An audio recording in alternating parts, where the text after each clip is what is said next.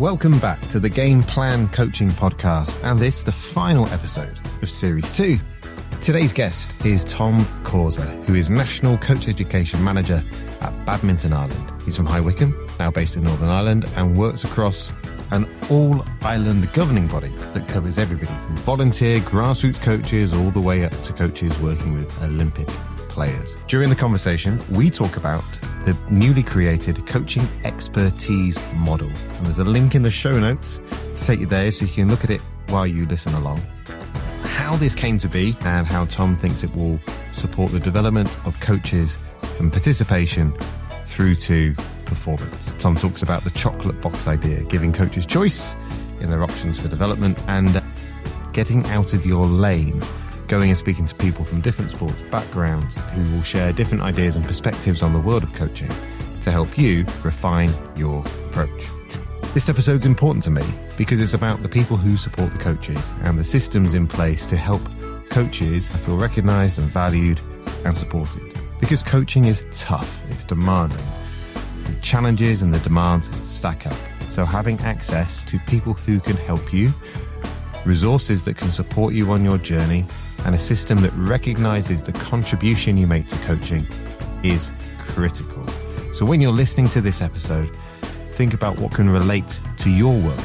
What difference can you make as a coach? And if you work in a role where you employ, deploy, or develop coaches, what is it about Tom's model that resonates with you that you might be inspired by to go and put into place in your own world?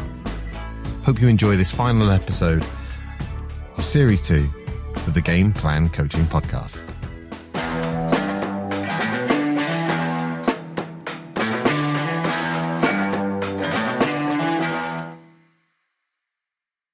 Hello, Tom. Welcome to the podcast. Hi, Tom. How's it going? Thanks for having me. Problem at all. Where are you joining us from today, Tom?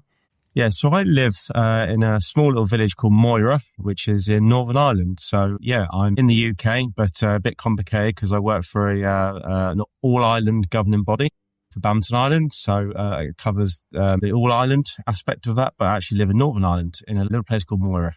My roots from High Wycombe down in Buckinghamshire. I moved over here around 16, 17 years ago. So I've been living in Northern Ireland for, quite a few years now.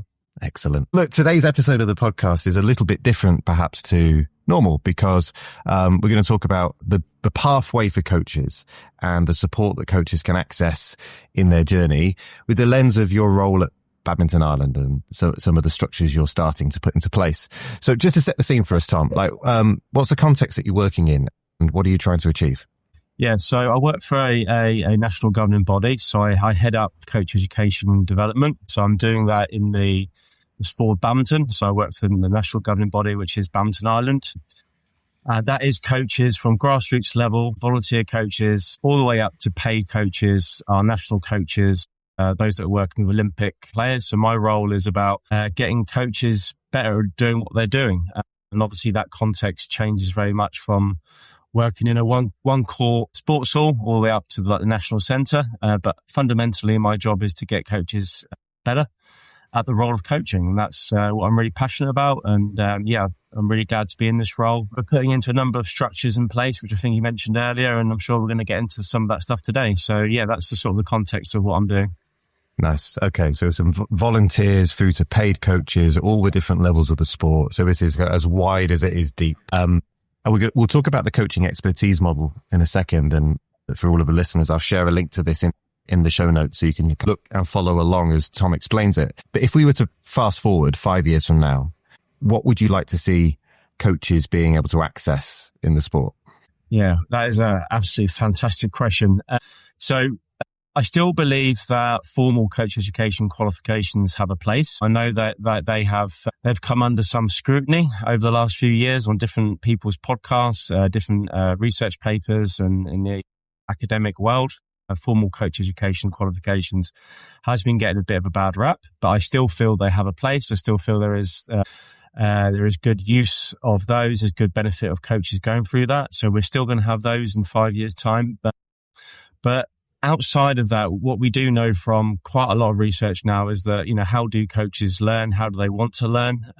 And there's quite a lot of evidence now that Formal education, if we look at the European Sport Coaching Framework, there is reference in there that, formal coach education does lay a foundation. It does lay some sort of basic sort of competencies, I suppose, in coaches. So if a coach is just entering the coaching pathways, a formal coaching qualification might be something as a good start for them. But what we do know outside of that is the non-formal world of learning, the communities of practice is really where the magic happens. So from a Badminton Ireland point of view, what we're doing is a number of things, and we've got a number of projects that is linked to some funding we got through Olympic Solidarity funding. So we applied for that money through the Olympic Federation of Ireland.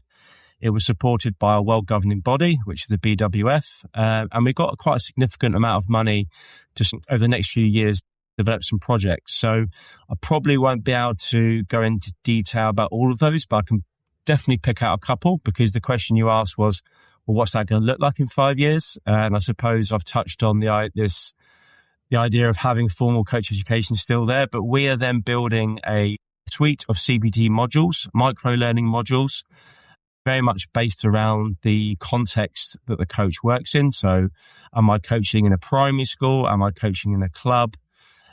Where is it the coaching is taking place? So that is one of those projects that we're building. And those CPD modules will sit in between our coach education levels. So we still, with the BWF framework, we run an entry-level award called Shuttle Time, which is actually delivered all around the world. It's a very successful coach education program.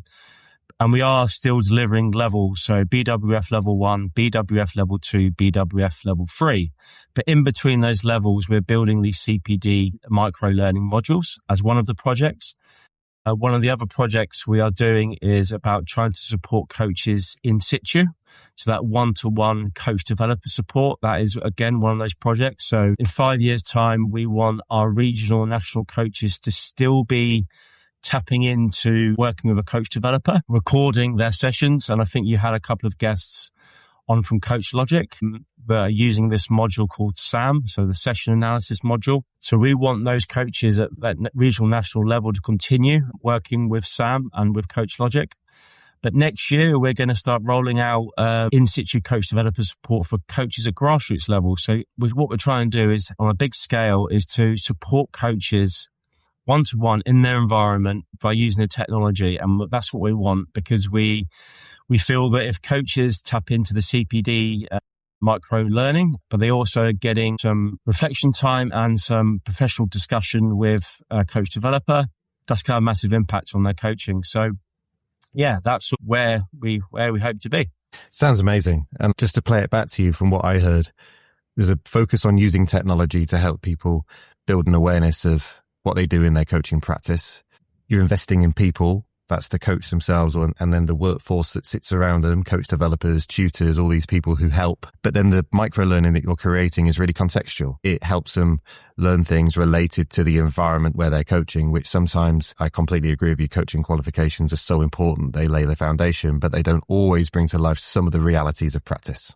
Yeah, that's a very good summary. I think the word that I was hearing there myself was that in context or contextual learning, which is really important. I suppose that's probably one of the bad raps that formal coach education has got, is that the learning isn't in context. So certainly from a CPD point of view, whether it's either the micro-learning modules, which will be e-learning, all the way through to synchronous webinar and then into some face-to-face sort of workshop style, we're going to try and situate that all in context of the coaches. So when we're thinking about coaching in a primary school, the e-learning will be about coaching in a primary school. The webinar will be about coaching in the primary school. When you actually come to the in-person or the face-to-face, that workshop should actually be held in the primary school, because that's where the learning is going to happen. So it's about making those coaches better at the context they work in.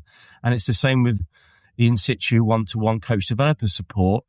That is about going out to the environment, the context that coach works in. And it's very, very difficult to do that on scale when you're covering such a big country like the island of Ireland. You'd need hundreds and hundreds of coach developers if you were doing that face-to-face or in person, because you'd have to send out hundreds of coach developers to every single village, town, city across the island of Ireland. So the technology bit allows somebody to record their session in their context, upload it to the Coach Logic platform, and then have that conversation with the coach developer online. And that's perfect. And I think all the technology is there to do that now. So that's very much the direction we're heading in, Tom. Yeah. Mark and Andy are going to love this conversation, aren't they? Yes, they are. Again, it sounds like your approach is building capacity and capability. So you're trying to reach as many people as you can by using tech in a really smart way. But by use of that tech, it helps coaches develop their skills. And I've experienced this. I remember it from some of my football courses, that you go to St. George's Park, which is an incredible facility, and you put on a practice, you watch a showcase session, and it's wonderful, but it doesn't replicate Wednesday night when the players are rushing there from work. It's hammering it down with rain, and you've got a big game at the weekend. And that perhaps is part of the problem, where there isn't the transfer from a course into the realities of practice. But if we're enabling coaches to be able to film themselves, to reflect on what they're actually doing, then their learning is incredibly appropriate for the context where they're doing their work. Yeah, I completely agree with that, Tom. But there's also another angle to this, is that if coaches are coming to St. George's Park, it isn't just, and I've had this conversation with coaches on the ground before, that when we deliver our version of that, like a coaching conference where, there is an element of keeping people connected. You haven't seen somebody in a year or 6 months, so it's getting people together. That's a motivational thing that people want, but it's also then about people getting inspired. They get some inspiration from seeing somebody, a coach developer or a tutor in St. George's Park, do something with some really high level players. They get inspiration from that and they get motivation. And that's also important. So I think, in the end, you can't separate motivation and learning. They're two very intertwined concepts. Yeah, totally. To use fancy words, a variety of pedagogical tools. Yeah. But it's able to have options, right? And knowing I want to put these different things on and make them available for coaches, and they've all got a different draw. Yeah, I suppose, yeah. So understanding why you're doing something. So why would you get grassroots coaches into St. George's Park, or why would you get grassroots coaches into our national indoor arena on our sports campus to watch national coaches coach? How much of that can they take back? Because the context is very different, probably not a lot, but what they can do is come along and feel inspired. So just understanding why you're doing something, I think is really important. Having that real intentionality about why you put on a certain event and the experience that you want people to have, rather than the content you want them to learn. Yeah. So that's it.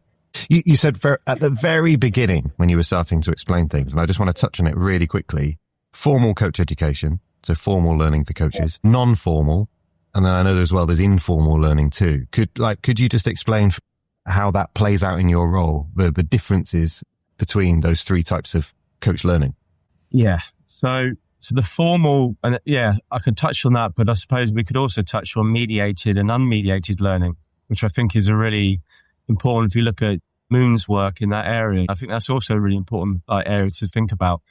But in terms of that, those terminology and those three different words you use there. So formal education is our qualification pathway. So it's the BWF qualifications. It's shuttle time, BWF level 1, level 2, and level 3. And then obviously from that, people can do degrees in sports coaching or related areas. They can do master's degrees. They can do postdoctorate degrees, PhDs. That's all the formal stuff. The non-formal is CPD, workshops, webinars, conferences, all that sort of areas of learning. And then the informal bit, if I've got this right, there's probably a few different definitions around. It might be that I'm interested in a particular podcast, like yourself, like your own one, Tom. I want to listen to that, or I want to read a book, or I want to do some YouTube research on a particular subject. So I'm learning informally there. So those three terms, formal, non-formal, and informal, I think are really quite different. But then I mentioned about the mediated and unmediated. So quite often a formal coaching qualification, I would call that very much mediated learning, because the syllabus or the curriculum is very much already pre-designed. It's already predetermined. And quite often that's because there's a qualifications framework that sits behind that. So the syllabus and the learning outcomes, they have to be met to meet the requirements of the qualification. So that learning is very much mediated. But what we do know is that coaches will learn unmediated. So they will learn about things that they want to learn about. And that is also really important. And one of the strands that we're trying to do at Badminton Ireland now is to try to recognise that unmediated learning. And we haven't quite worked out how we're going to do that yet. But if somebody goes on and listens to a podcast like your own one, Tom, there should be a way of capturing that learning. There should be a way of being recognised for that learning. And that probably can only be done through some sort of reflective account. So they write about it a little bit and they get recognised for that. So, yeah, hopefully that sort of answered the... Yeah, completely. And I just wanted to ask it because it's language that perhaps not everybody will have necessarily come across. And from my experiences, raising the awareness to coaches of there's different ways you can engage with stuff. Learning just doesn't have to happen in the room on a course. Learning's happening everywhere all the time. You just have to be able to notice it and work with it. My experiences tell me that helping coaches become more skilled at reflective practice is almost a super strength you can pass on to coaches that then it equips them to work with anything that's in front of them more effectively. I was reading some research recently about how coach learning and athlete learning are marbled together. It's responsive. It's almost a dance between the two. You've got to be able to notice it. If you don't reflect, if you're not aware or attuned to these things, then it could pass you by. But there's a learning opportunity in every single coaching session, regardless of how experienced you are.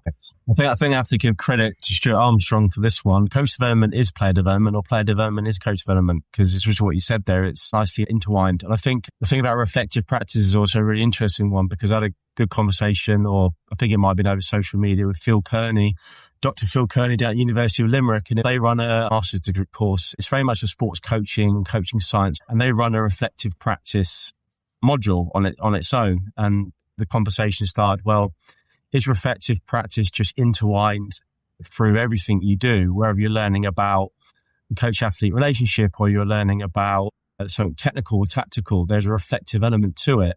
I think the conclusion I arrived at was, well, yeah, okay, reflective practice is so important. We actually do need a module on it, but we also need to intertwine it through all of the learning that we do. Yeah, do you know what? I first started thinking really deliberately about this when I was at UK Coaching, and they have a brilliant learning designer in the team called Mark Scott. And Mark was telling me about these learning to learn skills. And I'd never heard about this concept of learning to learn before. And as he started to talk about equipping the learner, the coach, with the ability to be able to make use of their time engaging in learning, and some of that's reflective practice, some of that's helping them with note-taking, some of that is helping people recognize where they do their best thinking and creating the space for it. And Mark would explain it a lot better than me. But learning to learn has then since then almost been a precursor in my mind of, we take these things for granted sometimes, but actually being deliberate about helping people just build an understanding and skill in learning to learn could equip them to just make the most of any learning opportunity they're involved in. I'm learning about learning as I'm reflecting on that now. You could do a whole course. If there's a formal coach education course, I guess you could do a whole course on that. But unless coaches know how to make sense of what it is they're learning about, it could be wasted. So you could have like modules upon modules on the technical, tactical, the psychology of learning, or the psychology of mental skills work with players, or coach-athlete relationship, whatever it might be. But actually, if coaches don't understand how they learn best, then that whole course could be wasted. So that's actually quite a good reflection for me here. I do think sometimes that some coaches might miss the relevance of it. Why am I learning about reflection? I want to learn about the technical stuff. But I'm completely on the same page. I've forgotten what I was going to say now, so it doesn't matter. But yeah, absolutely.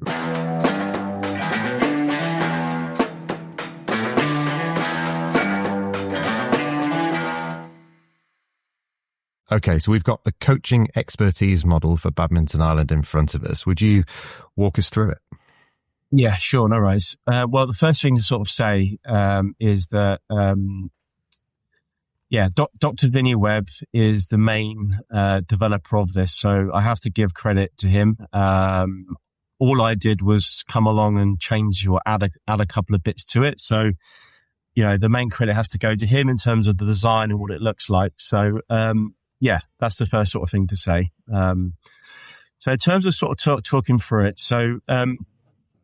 Right. So I'm going to start with like the top sort of slogan, if you like. It's a framework to underpin all coach learning and development. So I guess the point of it is that if you're an organization that is responsible for coach learning and development, it could be a really good idea, or we think it's quite a good idea, to have a look at the model, because it will give you a structure or a framework as to how you might go about working out what you're going to put into your coach learning and development. Now, if you look down the right-hand side, what you've got there is some words like award, certificate, diploma, and advanced diploma. So that would obviously be much more on the formal coach education, linked to NQF, so National Qualifications Framework in England, Scotland, and Wales, I believe. So, but what the model doesn't show is what informal learning in terms of CPD, workshops, webinars, and whatever else you might want to do in between those qualifications. Because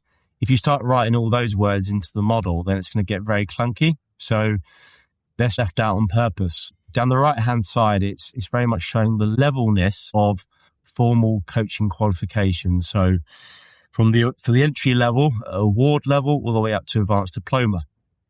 So that'd be something for organisations potentially to look at, because it's mapped to the different levels within the national qualifications frameworks.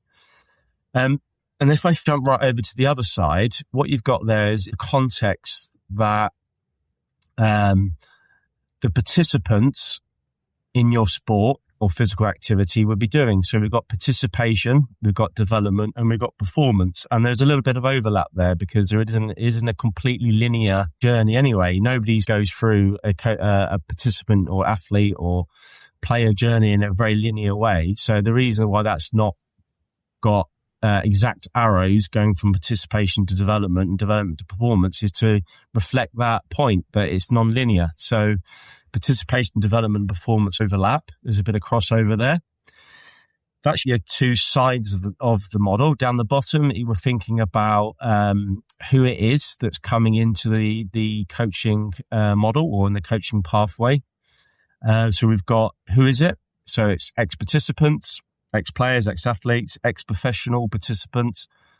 You could have a coach from a different sport. So I've coached football, but now I want to coach tennis. And you've got unqualified coaches, and quite often in sport, we know we've got a lot of parents or guardians that get involved because their kids get involved. So we're thinking about who, and that is very much linked to the biography. So if we look at a lot of the research by Anna Stodder, thinking about the biography, we have to be aware of somebody's already preconceived beliefs and ideas about coaching because of the work that Anna's done. Obviously, we're not, I don't think, going to go into her work too deeply there, but it's actually thinking about the biography. So then you come to the middle of the model, and the crux of it really is that hopefully a picture paints 1,000 words, but if we look at the very bottom of it, if you're doing an entry-level coaching qualification or any sort of like informal learning, then within that, what you'd want is a lot of the content or the curriculum design, let's just say, to be about health and safety, because we need to teach our coaches how to make the practice safe. So you're going to do quite a bit of focus on that. You might do a little bit of technical tactical, a little bit of ologies and lifestyle, a little bit of coach-athlete relationship, a little bit of self-awareness, but there's a massive focus on health and safety, and rightly so, in myself and Vinny's opinion.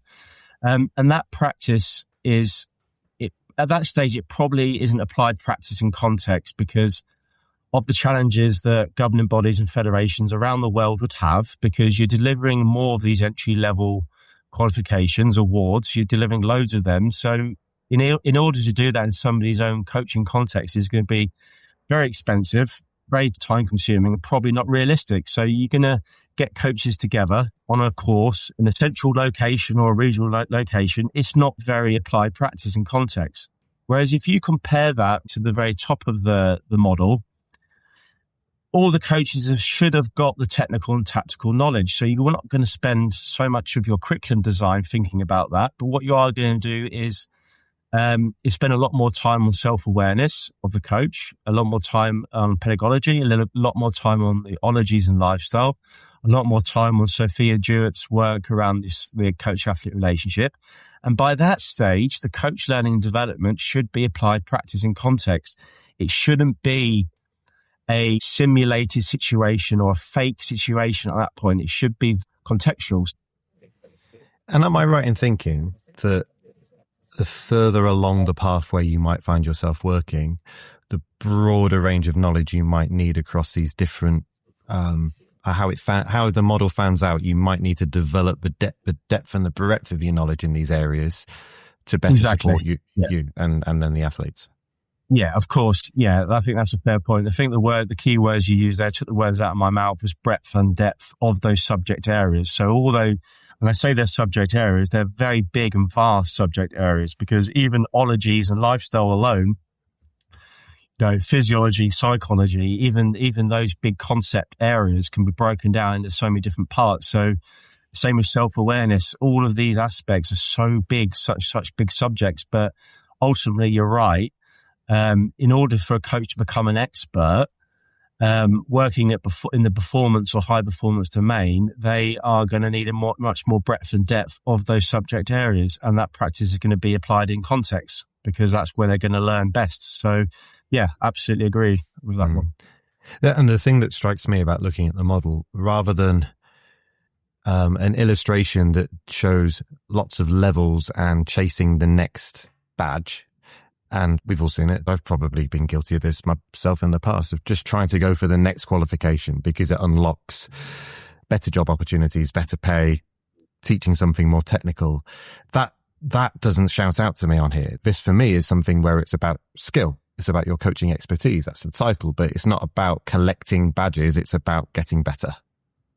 I think it's fair to say that if you are doing an advanced diploma or something around a master's degree or a professional doctorate, right? If you're talking about the highest level of qualifications, I would imagine, this is anecdotal, I've not got the stats, but I would imagine most coaches at that level of education are working in the performance domain. They're working with talent development, performance athletes on national programs or whatever. Now, it's not to say that a coach working in a local sports club isn't going to do a master's degree in a sports coaching related subject, but you'd imagine that the vast majority of people at that level of education are working in that space. So I think that's what the model is trying to show, is that it isn't a linear, it's not a linear route for players, but it's also not a linear route for the coaches.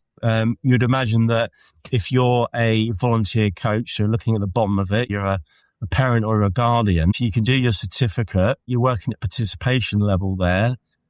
Are you going to be doing a master's degree or higher as a parent or guardian? Like, it's not to say you can't do that, but you're less likely to do it. Whereas if you're working up in like development and performance, you're probably more likely to go up the qualification levels. But the caveat with all this, and it's probably what I put in my LinkedIn post, is that, no model is ever perfect. No model is ever right. And I've highlighted that, the fact that on the right-hand side of the model, it's only showing the formal coaching, coach education or coaching qualifications. If we start writing in other words in between award, certificate, diploma, advanced diploma, different types of CPD or informal learning you could do, then the model's going to get very messy. It's the same on the left-hand side. You could get one listener who's saying, well, actually, I am a volunteer coach. I coach once a week in my local sports club, and I've got a master's degree in sports coaching. Well, the model won't show that, because the model only shows that at participation level, you're only going to certificate level. You're not going all the way up to advanced diploma. So in that way, you could argue the model is wrong. And that's where I've put in my LinkedIn posts. I think it was Hugh Gilmore who once said that to me: no model's ever perfect, or no model's ever right. And nor should it be. It's a conceptual model. It's not a perfect fit. And I think that's probably the caveat. Yeah, of course. By the way, is it meant to look like a shuttlecock? No, it wasn't. But when Stuart Armstrong commented on it, I think I took that one. I've just seen it. I've literally, as I'm staring at the picture, it looks a bit like a shuttlecock, which is yeah. I mean, you've got to take it, say it was partly designed for that reason, right? Yeah, exactly.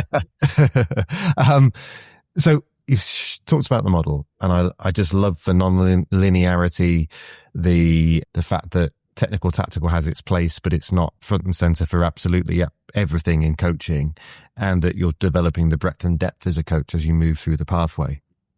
I guess my next curiosity is, who are the people who are going to help coaches get the best out of this model? Yeah, that's a good question. And what probably forgot to say, if you don't mind, Tom, if I can just talk about the model, which I think is an important one I've just thought about, and it's got me thinking about Wayne Goldsmith's stuff that he sort of puts out there, is that does a grassroots sports coach need to know about physiology or nutrition? Because there was once upon a time, I don't think it's unfair to say that when UKCC came around the early 2000s, that some of the entry-level coaching qualifications were teaching coaches or educating coaches around nutrition and physiology and anatomy. So if I'm a volunteer sports coach working once a week in my local area, do I need to know about the energy systems, lactic acid system, or the anatomy of the body? It's not to say that won't be helpful, but is it really the priority? So I think the thing that I missed out from explaining the model is what it should be showing is, where are the priorities for what you put in your curriculum, or what is the emphasis of what you want? Now, I think the model's got it right in that if you're working at the lower ends of the pathway, you need to learn a lot about health and safety. And obviously in some sports more than others, you're not really ever going to die doing badminton, but if you're doing rock climbing, there's a massive safety aspect. So health and safety has got its place. Do you know what you've brought to the front of my mind there is the fact that none of us don't know what we don't know, but perhaps by illustrating the fact that these things exist, but it's not the most important thing out in those early stages as a coach or earlier in the pathway. Maybe you're just highlighting, I know what I don't know. So people are aware of these things, but they recognize the fact that they might come to that later on. Yeah. If you're in an organization that is responsible for coach learning and development, you have a massive conundrum on your hands, because we know coaching is complex. We know there's so many things that you could go and learn about, but you can't put everything into a coaching qualification, or you can't put everything into a more informal coach development program where it's a governing body leading that, or UK coaching leading that, or UK sport. You can't do everything, but what you can do is think about, well, what is the essential? What's some of the more important stuff that we want people to go and learn about? So tell me about the people who are supporting the people.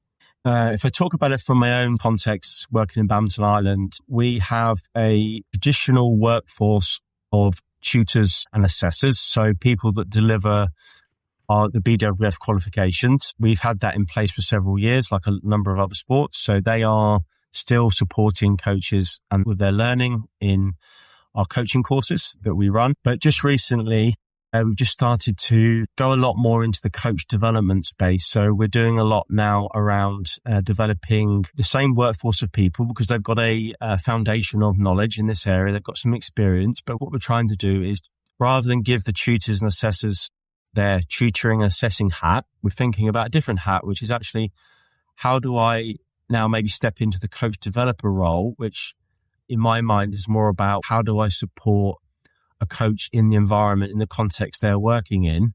So we're doing a lot of work now about giving the coach developers the tools, the knowledge, the confidence to go and support coaches either at a local level, grassroots level, or a regional performance level, because we feel that's really important that we invest in that workforce of tutors and assessors, but also help them understand what the differences might be between tutoring and assessing and what coach developing actually is. If we support coaches on the ground through having a really skilled and knowledgeable coach developer workforce, we're going to get better coaches from that. And from better coaches, we're going to retain players, keep more players in the system, but also develop their level, develop their standard of playing. And by doing that, we're probably going to keep more players in the system, because nobody likes to be rubbish at anything. Everybody likes to have a level of something. So I think those two things go hand in hand, where we're trying to retain or keep as many members or many players in the sport, but also trying to get the level of those players slightly better. So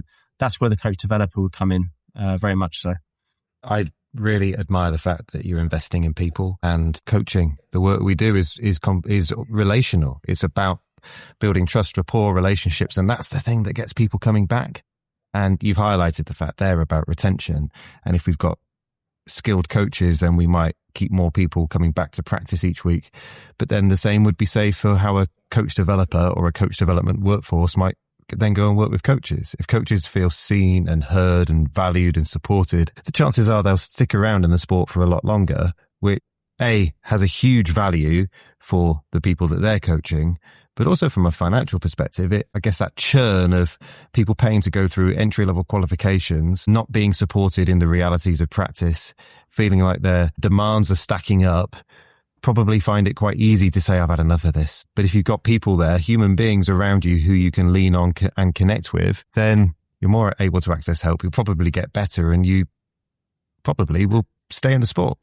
Yeah, definitely, Tom. And I think we are entering new ground because we've delivered coaching qualifications for a number of years. That's well embedded like it would be in a number of other sports. We've had different continuous learning opportunities for coaches through our annual conference, through webinars that we run. But with these different projects now, we're wanting to head down that road of coaches feel like they are seen and heard and they're supported, but they also not feel isolated as a coach. And being a coach a few years ago, when you are coaching, it can feel very lonely. So all of a sudden, we're flipping that on its head. Okay, what we're not necessarily doing is sending a coach developer into their club in person, face to face, actually being there for the reasons I mentioned earlier around a lot of the constraints around the financial and the time constraints. But at least if they video a bit of their session, upload that to the Coach Logic platform, and then jump with a coach developer, they're at least going to be talking to somebody like me and you are doing now and having a conversation about their coaching. And all of a sudden, I'm not doing this on my own anymore. I'm doing this and I've actually got somebody there for me. We live in a social capital world, don't we? A social world of being connected. We want to be part of something. It's about connecting more people, keeping people. You talked about retention of players. It's also about retention of coaches. It's also about how do we make them feel that they're part of something rather than just do the qualifications. And they might tap into a webinar every now and again. They might come to our conference. But actually, if we start off like we're going to do in 2027, where what we're saying to grassroots coaches is we would like you to upload 1 hour a year of your coaching practice onto the Coach Logic platform. Have a conversation for an hour. So it's 2 hours a year investment in themselves. Have that hour conversation with a coach developer. Hopefully put into practice some of the things you've talked about, you've learned. You get a bit of a check-in. It's a little bit like a car MOT. You have that annual check-in. That's only the start of it for us. We hope that those coaches will see so much benefit in that 2 hours of time they've invested that they want more. They want next year, they want 6 hours, 8 hours, 10 hours. But we've got to start somewhere. What we can't do is just turn around to our hundreds and hundreds of coaches around the island of Ireland and say to them, right, guys, it's 20 hours. When you're a volunteer coach or part paid coach and you're maybe only coaching once or twice a week, we can't say to them we can't start off with a big investment. We have to start small and then hopefully grow that. So in 2027, it's 2 hour investment. It's a 1 hour video recording of your practice and a 1 hour debrief, reflective conversation with a coach developer. If we start there in 2027, what that might look in 5 years' time, going back to your question earlier on in the podcast, hopefully in 5 years' time, we've got a big base of coaches that are wanting more and more of that support. And then we're on to a winner, hopefully. That's the plan. You've just painted a picture in my head where I think in analogies sometimes. And maybe traditionally, as coaches, they've just paid for the MOT. They've just gone in and done the thing they had to do to carry on. Yeah. And it feels like with your work that you've introduced the idea of getting your car serviced. So you're going to come back a bit more frequency to make sure everything's running as well as it can. But then for those coaches who are really engaged and want to do more and more, you help them top up the tires and fill up the fuel and get the car cleaned. So it's consistent and little and often, rather than just a big weighty MOT that costs a lot of money and is a pain to get through. Yeah, that's a great analogy. Thanks for that. That's a good expansion of it. But Tom, I think the other point around this is that all learners are different, all coaches are different.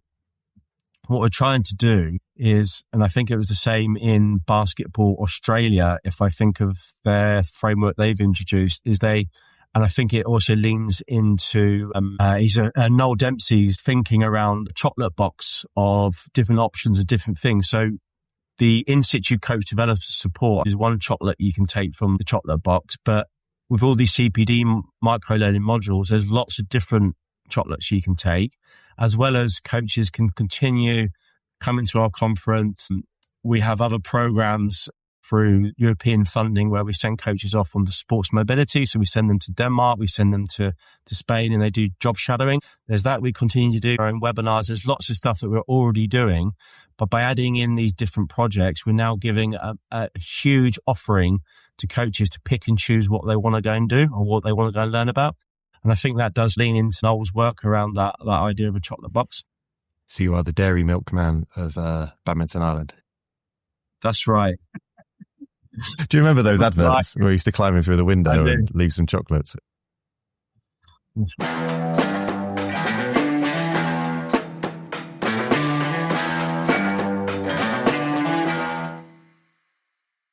Tom, I've loved this. Brilliant conversation. You sparked up loads of thoughts in my mind. And I'm sure for anybody listening to this who's in a position where they lead a pathway that supports the learning of coaches, there'll be lots of things that they can learn on and then reflect on what might work for their sport. So we're going to do a quick fire game plan and game-changing advice. So in the game plan, every episode, I invite the guest to share a story, an idea, some research, an experience that other coaches might be interested in. So what's your game plan addition? Yeah, so a game plan addition is going to be linked to developing a pathway of learning or pathway of coach learning and development. I'm hoping that the coach expertise model has triggered some ideas, does give a bit of a reference point or a bit of a steering point that actually, if I, in a sports governing body, in a sports federation around the world, and I'm just starting out, I've got a blank bit of paper, I'm in Costa Rica, and we've got funding to develop coach education. That might be a good reference point for me to start thinking about how do I develop a coach learning and development pathway. You could also be a Canadian coach in ice hockey, and you're in charge of coaching in Canada ice hockey. It might be a check and challenge for you to just look at that and say, actually, well, what are we currently doing? What have we done for several years? Maybe we might cross-reference that against the coach expertise model and say, actually, we might change or tweak this. So depending on the state of development of your system, the sophistication of the coach education or coach education development system, you can use it in different ways. You could be a blank bit of paper, you're just starting out, or you could be a well-established coaching system and you're just then using it as a reference point there to check and challenge. So that would be my game plan changing advice. Hopefully that helps. Yeah, it does help. And I think there's a really, really important thing that stands out to me is I went and was in a role around supporting coaches and athletes in motorsport for a year. And I went into the job knowing that not much existed to help coaches develop. They had a level 2 course, but that was about it. So I went in with this mindset of, I've got a blank piece of paper to work with, which in many respects I did, but in many respects I didn't, because there was all this culture, and the culture that surrounded coaching watermarked the paper. There was people who coached but weren't qualified, and we had to find ways to be able to get learning to them. So if we weren't completely starting from scratch, but we were starting from scratch in many respects that stuff hadn't happened before. And equally, you talked about this, you might have a system in place already, and the tool that you've developed could be something that inspires people to think differently about what they already have in place, which takes time to change, but actually is useful to be able to look at their pathway from a different perspective. Yeah. Exactly. I'm in charge of coach education development wherever I am, whatever organisation I am. I'm developing a new qualification, a new qual. It's got to be 52 hours, right? What am I going to put in that 52 hours? Well, the coach expertise model might help you decide what you put in. So final part of our conversation, game-changing advice, something that the people listening could apply or edit or reflect on. Now, normally in the podcast, I ask people to share something that's directly applicable for coaches. So take this how you will, Tom. It could be for coaches. It could be for those people that we've been talking about who are designing pathways and systems for coach learning. What's your advice? Yeah, the best advice, Tom, I can give is get out of your lane. So what I mean by that is go and experience other sports, whether that's coaching. So if you're a hockey coach, go and look at a football coach, or go and look at a tennis coach. If you're a coach developer working in rugby, then go and watch another coach developer operate. Get it, that cross-pollination of taking information and different perspectives from a different sport. I think the worst thing a coach can do in any sport is just stay in their lane. I think they need to get out and experience other things. Yeah, completely. Best thing I ever did. leave football, move to sport.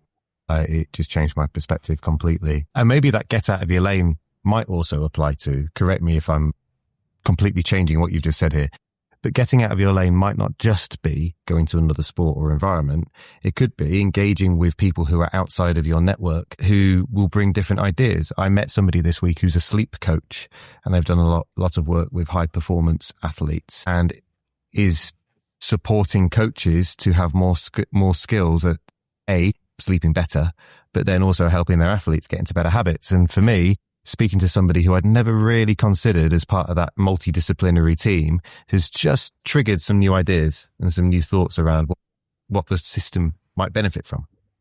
Yeah, no, totally. Yeah, just being open to ideas and going exploring different things is definitely, if you're a coach developer, you're more of a tutor, that's what you should do, definitely. Tom, thank you so much for being a brilliant guest on the podcast. It's been fascinating to explore some of the brilliant work you're doing at Badminton Ireland, and I wish you all the very best with how it goes.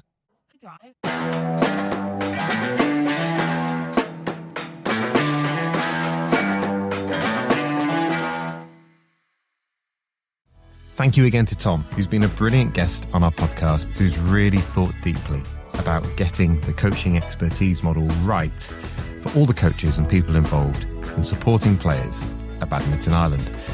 Towards the end of the episode there, we landed on this analogy together, the MOT model, that coaches traditionally have just done the MOT, the qualifications and the bits they need to do to carry on. And what Tom's created is the bit where you can go and get a full service, little and often, topping up the tyres, checking the oil, so coaches can engage in learning on an ongoing basis. Well, there we go. Series 2 is done. Series 3 will be here in the autumn, and there's some really exciting plans in the pipeline for what that will look like. Thank you to every guest who's been a contributor to the show.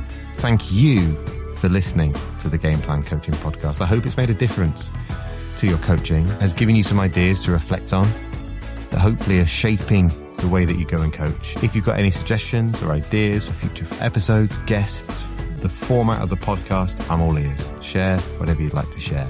You can reach me on LinkedIn. Thanks again, and go well in your next coaching session.